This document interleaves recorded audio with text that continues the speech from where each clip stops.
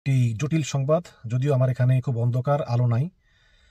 দেশে কিন্তু সেনা শাসন আসতেছে এবং খুব শীঘ্রই দেশে জরুরি অবস্থা ঘোষণা করা হবে। আজকের মিটিংয়ে কি হয় না হয় এটা নিয়ে হয়তো সেনাবাহিনী আর ভাববে না। সেনাবাহিনী কঠিন অবস্থা নিচ্ছে। এই মুহূর্তে সেনাবাহিনীর প্রধান জেনারেল ওয়াকারুজ্জামান তিনি বৈঠক করতেছেন প্রধান বিচারপতির সঙ্গে। প্রধান বিচারপতির সঙ্গে কি বিষয়ে বৈঠক করছে আমি জানি না। এখানে লিখেছেন যে বাংলাদেশের প্রধান বিচারপতি ডক্টর সৈয়দ রেফাত আহমেদের সঙ্গে বৈঠকে বসেছেন সেনাবাহিনীর প্রধান জেনারেল ওয়াকারুজ্জামান। তিনি এই বৈঠকে বসেছেন প্রধান বিচারপতির সঙ্গে। তাহলে কি প্রধান বিচারপতিকে দিয়ে কোনো অধ্যাদেশ জারি করাবেন চাপ দিয়ে, যে দেশে একটা জরুরি অবস্থা ঘোষণা করা হোক, বা দেশে সামরিক শাসনের বৈধতা নিয়ে কোনো আলাপ করা হোক? যেমন হাসিনা পালিয়ে যাওয়ার পর ডক্টর ইউনূস যেমন সংবিধানের 106 নম্বর অনুচ্ছেদ অনুযায়ী বিচারপতির কাছ থেকে, সুপ্রিম কোর্টের প্রধান তৎকালীন বিচারপতির কাছ থেকে রেফারেন্স নিয়েছেন, সেই রেফারেন্স নিয়ে তিনি শপথ গ্রহণ করেছেন। ঠিক একইভাবে প্রধান বিচারপতি, বর্তমান প্রধান বিচারপতি সৈয়দ রেফাত আহমেদের কাছ থেকে একই ধরনের একটা রেফারেন্স নিয়ে সেনা শাসন জারি হতে পারে। ঠিক এই কারণেই কি জেনারেল ওয়াকারুজ্জামান তিনি দেখা করেছেন প্রধান বিচারপতির সঙ্গে? শুধু কি তাই, আরেকটা, এটা হচ্ছে আপনার বেলা 11:30 প্রধান বিচারপতির গুলশান বাসভবনে সাক্ষাৎ শুরু হয়। এখনো এটা চলছে।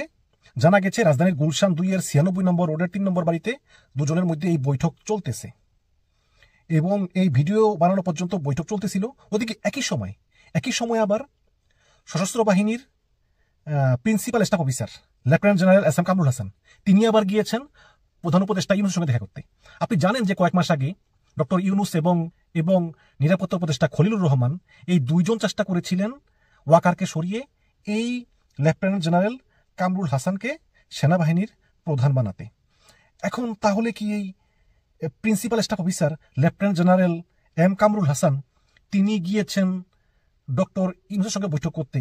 তার মানে কি তিনিও ব্যাপারে কোনো ইনফরমেশন দেওয়ার জন্য গিয়েছেন, নাকি আসলে এগুলো কিছুই না? গত পরশুদিন নূরের উপর যে হামলা, সেই হামলার বিষয়ে কথা বলতেই আসলে সেনাপ্রধান গিয়েছেন প্রধান বিচারপতির কাছে এবং লেফটেন্যান্ট জেনারেল কামরুল হাসান গিয়েছেন ডক্টর ইউনূসের কাছে। কিন্তু আমি যতটুকু জানি জেনারেল ওয়াকারের সঙ্গে লেফটেন্যান্ট জেনারেল কামরুল হাসানের সম্পর্ক ভালো না। যেহেতু ডক্টর ইউনূস এবং খলিলুর রহমান ওয়াকারকে বাদ দিয়ে এই কামরুল হাসানকে সেনাবাহিনীর প্রধান বানাতে চেয়েছেন, সেহেতু অবশ্যই ওয়াকার এই কামরুল হাসানের উপর বিরক্ত। তাহলে সেনাবাহিনীর প্রধান জেনারেল ওয়াকার তিনি গিয়েছেন প্রধান বিচারপতির কাছে এবং লেফটেন্যান্ট জেনারেল কামরুল হাসান, যিনি আবার সশস্ত্র বিভাগের প্রিন্সিপাল স্টাফ অফিসার, খুবই গুরুত্বপূর্ণ অফিসার, তিনি আবার গিয়েছেন ডক্টর ইউনূসের কাছে।